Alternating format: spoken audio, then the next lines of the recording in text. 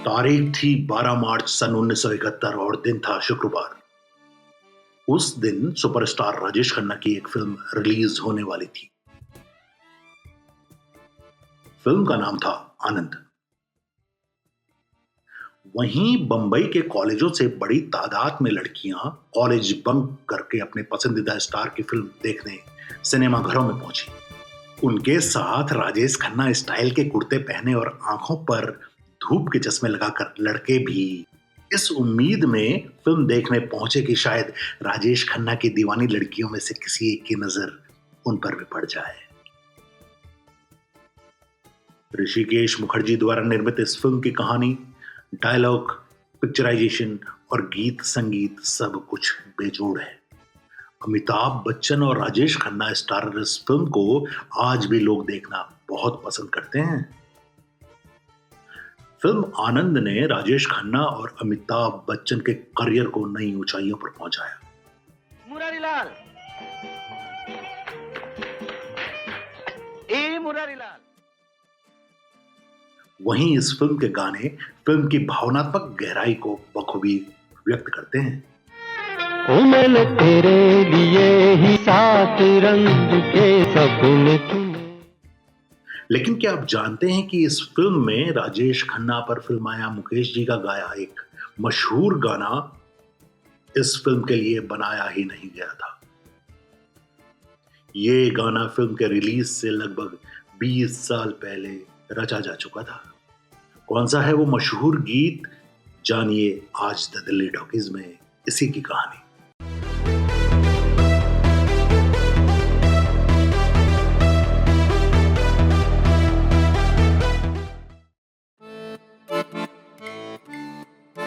इस फिल्म के निर्देशक ऋषिकेश मुखर्जी ने कहानी में इमोशंस को इस कदर बुना था कि फिल्म देखकर सिनेमा हॉल से बाहर निकलने वाले हर शख्स की आंखें नम थी। फिल्म में राजेश खन्ना ने आनंद के किरदार में जान फूंक दी थी। दर्शक उस किरदार से पूरी तरह से प्रभावित होकर फिल्म का डायलॉग बोलते हुए हॉल से बाहर निकलते थे। जिंदगी बड़ी होनी चाहिए, लंबी नहीं। आनंद फिल्म की कहानी लिखे जाने के बाद भी ऋषिकेश मुखर्जी लंबे समय तक उस पर फिल्म नहीं बना पाए थे। वजह थी कहानी में रोमांस न होना। इसीलिए डिस्ट्रीब्यूटर्स इस फिल्म के प्रति उतने उत्साहित नहीं थे। पहले तय हुआ था कि इस फिल्म में आनंद की भूमिका किशोर कुमार करेंगे, मगर कुछ गलतफहमियों के चलते बात नहीं बनी। इसके बाद शशि कपूर को इस रोल के लिए सोचा गया, लेकिन उनके पास भी तारीखें नहीं थी। ऋषिकेश मुखर्जी ने एक इंटरव्यू में बताया था, मैं चुपचाप बैठा था, एक दिन राजेश खन्ना आ गए, आकर बोले, ऋषिदा सुना है आप एक जोरदार कहानी पर फिल्म बना रहे हैं, मैं जरा सुनना चाहता हूं। इस पर ऋषिकेश मुखर्जी ने राजेश खन्ना से कहा, देखो कहानी तो मैं किसी को सुनाता नहीं, मगर मैं तुम्हें एक शर्त पर सुना सकता हूं। तुम्हें एक साथ अपनी शूटिंग की डेट्स मुझे देनी होंगी। इस पर राजेश खन्ना ने कहा, ऋषिदा अगर कहानी पसंद आई तो मैं कोई भी शर्त मानने को तैयार हूं। ऋषिकेश मुखर्जी ने राजेश खन्ना को कहानी सुनाई और बस फिर क्या था, राजेश खन्ना ने इस रोल को अपने नाम कर लिया। फिल्म निर्देशक ऋषिकेश मुखर्जी ने केवल 28 दिनों में ही इस फिल्म की शूटिंग निपटा दी। आनंद फिल्म की कहानी सुनते ही राजेश खन्ना ने अपनी फीस लेने से इनकार कर दिया था और उसके बदले बंबई क्षेत्र में आनंद फिल्म के डिस्ट्रीब्यूशन के राइट्स अपने नाम कर लिए। जब ये फिल्म रिलीज हुई तो सुपरहिट हो गई। उन्होंने इससे अपनी फीस से कई ज्यादा पैसे कमाए। वहीं दिलचस्प बात यह भी थी कि बाबू मोशाय शब्द वास्तविक जिंदगी से लिया गया शब्द था। राज कपूर अपने दोस्त ऋषिकेश मुखर्जी को अक्सर इसी नाम से पुकारा करते थे। इस फिल्म के यादगार डायलॉग्स गुलजार ने लिखे थे और इस फिल्म का शानदार संगीतकार सलिल चौधरी ने दिया था। जब फिल्म के आखिर में आनंद यानी राजेश खन्ना के मरने का सीन शूट होना था तो ऋषिकेश मुखर्जी ने अमिताभ बच्चन से कहा, मुझे ऐसा दृश्य नहीं चाहिए कि तुम आनंद यानी राजेश खन्ना के मृत शरीर से लिपट के रो रहे हो। उन्होंने अमिताभ बच्चन से कहा, तुम नाराज हो जाओ, तुम गुस्से में जो कहना चाहते हो कहो कहो कि इतने दिनों बकबक करके तुमने मेरा दिमाग चाटा है। नहीं, मैं तुम्हें इस तरह खामोश नहीं होने दूंगा। 6 महीने से तुम्हारी बकबक सुन रहा हूं मैं। बोल बोल के मेरा सर खा गए हो तुम। निर्देशक ऋषिदा के कहने पर अमिताभ ने उस दृश्य में गुस्से का ही अभिनय किया था। हालांकि उस दौर में किशोर कुमार ही राजेश खन्ना के लिए गाने गाते थे, लेकिन फिल्म आनंद में उनका कोई गाना नहीं था। इस फिल्म में मुकेश, मन्ना डे, लता मंगेशकर और खुद अमिताभ बच्चन ने भी एक गाना गाया है। इस फिल्म के संगीतकार थे सलील चौधरी। इस फिल्म का सबसे मशहूर गाना कहीं दूर जब दिन ढल जाए आज भी लोगों के दिलों में बसा है। कहीं दूर जब दिन ढल जाए सांझ की दुल्हन। लेकिन क्या आप जानते हैं कि ये गाना इस फिल्म के लिए बना ही नहीं था। दरअसल ये गाना मूल रूप से 20 साल पहले एक बंगाली गाने के रूप में बनाया गया था। প্রশ্ন করে নীল ধ্রুব তারার কত। इस गाने को संगीतकार सलील चौधरी ने अपनी ही बंगाली रचना अमय प्रश्नों कोरे नील ध्रुव तारा का पुनः उपयोग करके संगीतबद्ध किया, जैसा कि हेमंत कुमार ने गाया था।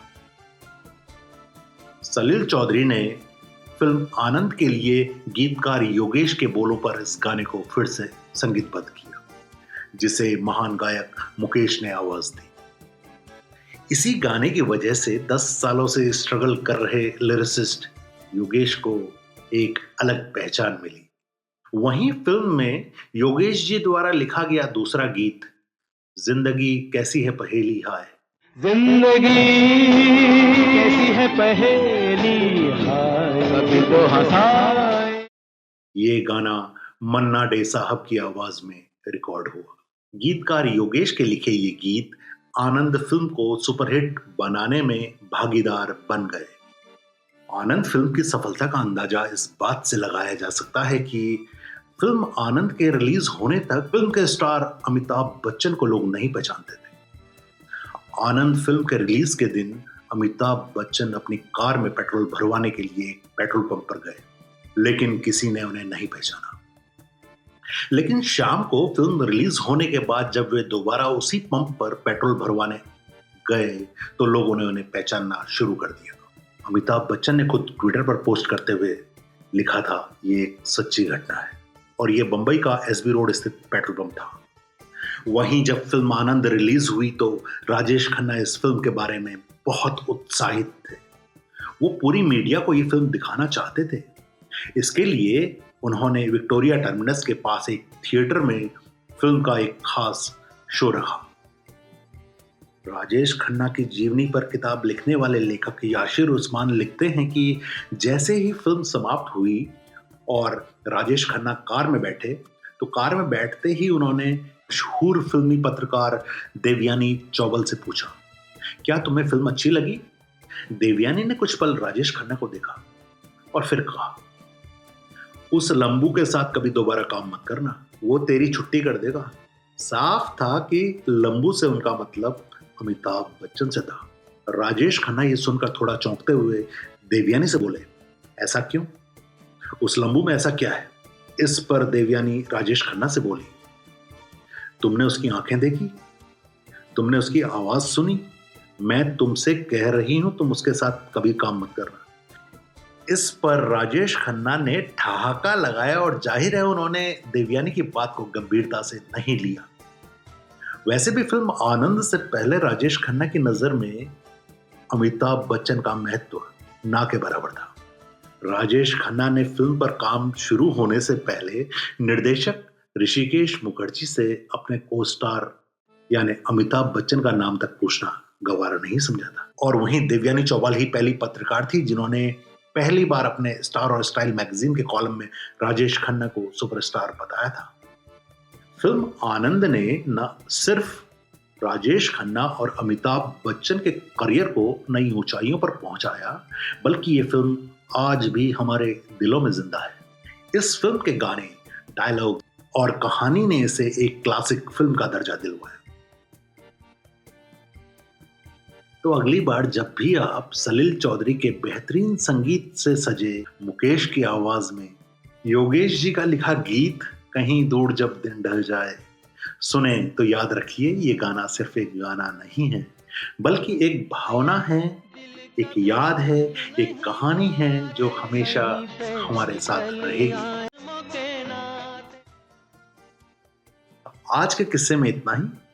मिलते हैं फिर किसी नए किस्से के साथ। तब तक के लिए गुड बाय।